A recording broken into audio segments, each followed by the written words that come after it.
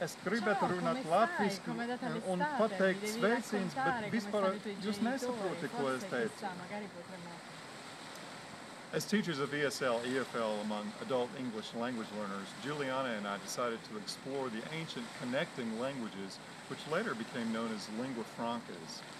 Today, English is known as the global lingua franca and embodies features from all of the other global languages mentioned in this study.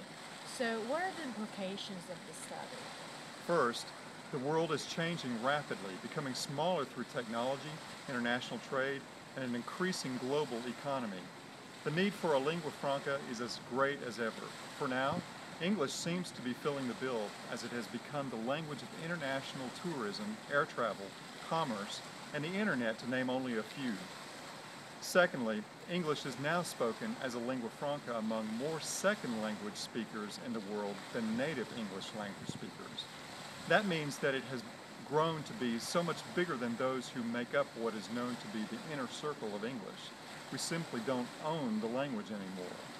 Third, as English spreads this globe, it is taking on a new life of its own through so many variations and usages, but mainly spoken among those who need it for the practical purposes of speaking to others who don't speak their first language, and not necessarily among those who speak it as a first language. What sort of impact will this make upon those who are committed to teaching English as a second language, a foreign language, or as a lingua franca? Very simply, our approach to teaching will have to become as diverse, creative, and varied as the expanse of the English language seems to be around the world.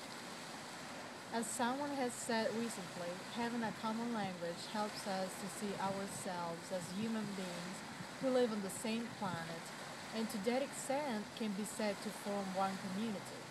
The value of knowing English lies not only in the ability to access material things, but also in the possibility it offers of creating acceptance and respect for the world's diversity.